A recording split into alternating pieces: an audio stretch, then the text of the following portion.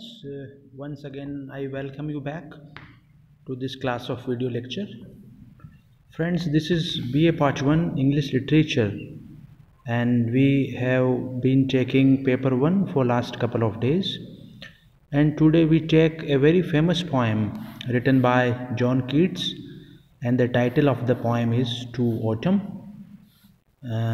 This is one of the most important, popular, wonderful, magnificent poems written ever in British literature. In this ode, though the title doesn't contain the word ode, Keats is in a quite contented mood. It is marked neither by the depression of the ode to a nightingale, nor the excitement of the ode to a Grecian urn. Its keynote is tranquility, a serene acceptance of all that the season signifies. The structure of the ode is simple and clear. The three stanzas celebrate respectively the plenty of autumn, the sights of the season, and its sounds, and when the poem ends, we are made naturally to think, with a tinge of melancholy, of the cold, bare days ahead. As on September 22nd, 1819, Keats wrote to his friend Reynolds from Winchester, "How beautiful the season is now, how fine the air, a temperate sharpness about it, really without joking, chaste weather, and dying clear skies." So about this ode to autumn, Professor Fowler writes, I quote, "It is a poem full of wonderful pictures and of a rich solemn music. It bores us with a sense of the joy of autumn, labor ended, perfection attained, at the sadness of autumn, the passing away of duty and of life, the tears that come unhidden to the eye in gazing at the happy autumn fields." The poet pictures the fruits, flowers, and insects of autumn season. Among the fruits there are grapes, apples, ground, and hazelnuts. The poet gives reference to the bees and the insects of the season.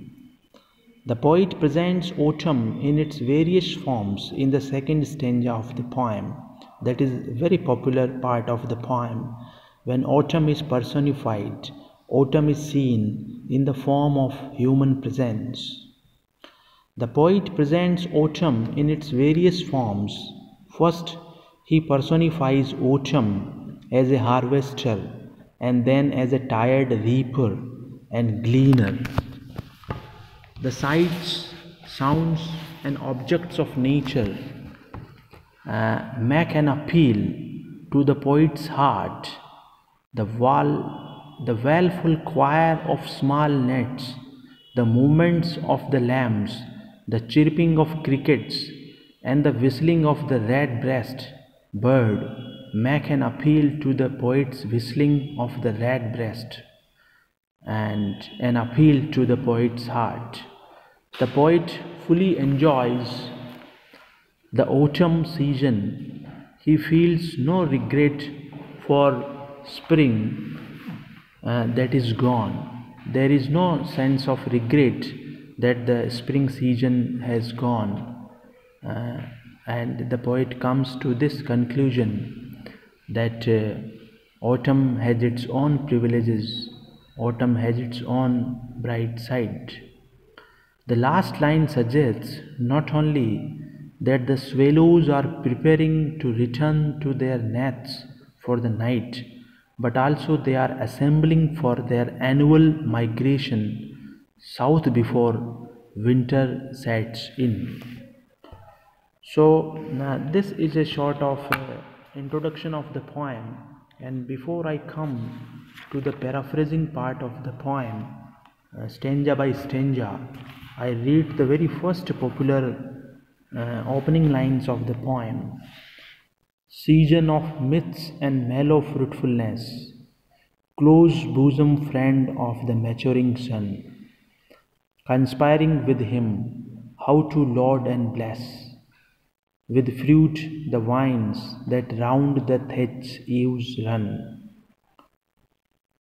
to band with apples the most cottage trees, and fill all fruit with ripeness to the core, to swell the gourd and plump the hazel shells with a sweet kernel to set budding more. The sun befriends autumn for ripening the fruits. The sun makes the fruits ripen by its hot rays. In the opening lines of the poem, the poet says that the sun makes the fruits ripen by its hot rays.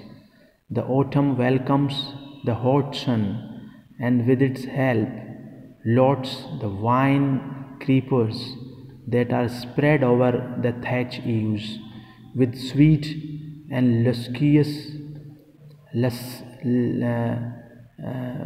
sweet grapes, luscious.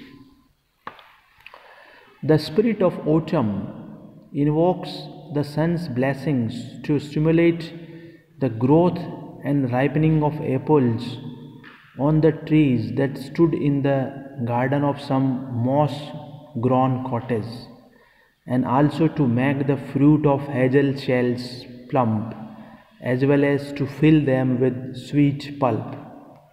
The spirit of autumn also invites the sun to bring forth the growth of buds and later to make the trees bloom forth into flowers full of honey for bees. So plentiful is the honey which they continue to collect and hoard in their hives that the bees feel sure that this long summer will never come to an end, and still more later flowers for the bees until they think warm days will never cease.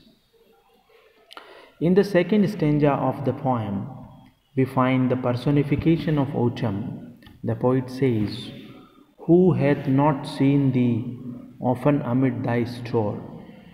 Sometimes whoever seeks abroad may find thee sitting careless on a granary floor, thy hair soft lifted by the winnowing wind, or on a half-reaped furrow sound asleep, drowsed with the fumes of poppies, while thy hook spares the next swath and all its twinned flowers, and sometimes like a gleaner thou dost keep steady thy laden head across a brook."